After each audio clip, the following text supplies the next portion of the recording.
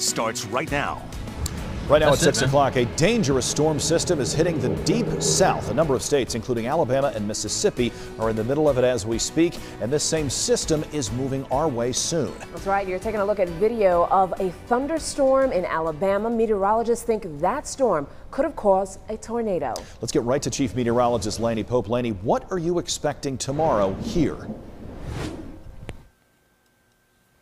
Well, I think our time frame for storms is anywhere between about noon and early evening, and I do anticipate that there will be at least a few storms developing across our area. Now, one thing I'm watching closely, though, is temperatures. We've had the gray skies out there today, and the temperatures are about 10 degrees cooler than I'd anticipated. We've got temps that are in the 50s across the area. This may work in our favor tomorrow because a warm front that is south and west of us has to lift north of us to create a lot of instability. So if that doesn't happen, or if it happens after most of the storms push through, we would get very lucky. However, we always have to prepare for the worst, and the worst is what they are seeing right now with the yellow, where the tornado watches are in Mississippi, Alabama. They've already had a dozen tornadoes there, and that is on the other side of that warm front. Notice how it's just rain to the north, and then you've got those storms developing over Mississippi and Alabama. They are in that level 5 threat, that high risk for severe weather. As I mentioned, they've had tornadoes touch down already. We don't have the high threat tomorrow, but we do have that level 4 threat across much of the Carolinas from about I-85 east.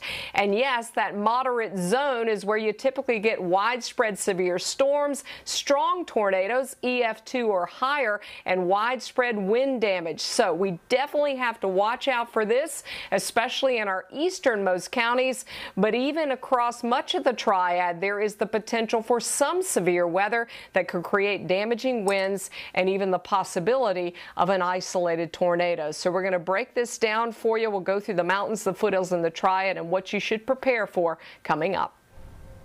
Thank you, Laney. Definitely looking forward to that. Be sure to turn on your alerts inside the WXI 12 News mobile app. We will send you out some push notifications when any watches or warnings are issued. Now, you can also check it out throughout the day to make sure that you can see live radar and video updates from our weather team. The app is free. Well, right now is a great time to get ready for whatever we end up seeing tomorrow. Let's go to Ford Hatchett, continuing our team coverage. He is live tonight with some advice that could save your family's life potentially. Ford, what do you have for us? Yeah, Kenny, I mean, you heard Laney mention the potential for severe weather like heavy wind gusts, hail, and even tornadoes. The American Red Cross says now is the perfect time to prepare before a storm comes. They say it's vital to find a place in your home that you can shelter in place without any debris flying in. They recommend a safe place like a basement or any ground level room without windows to shelter during the storm. If you live in an apartment building, a hallway in the center of the building is a good spot to be, as long as there aren't any windows or exterior walls nearby.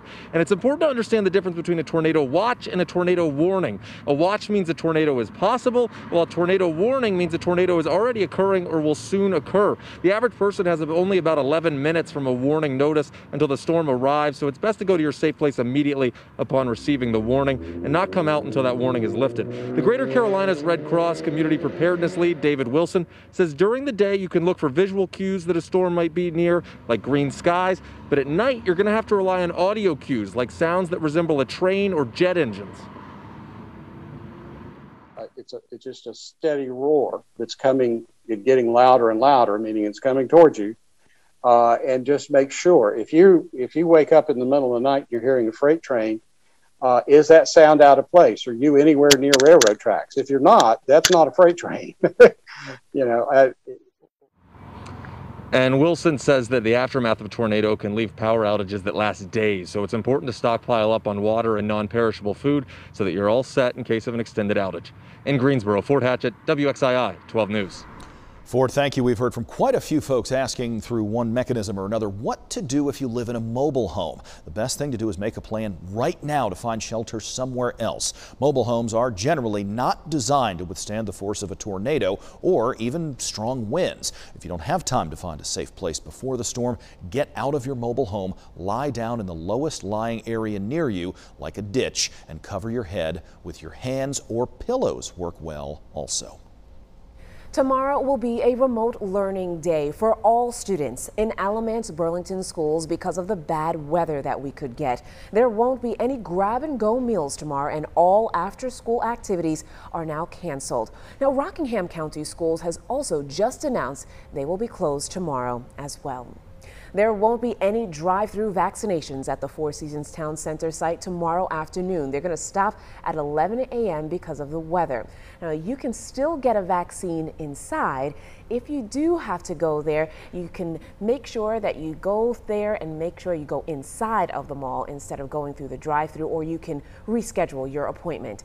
Friday appointments are not affected.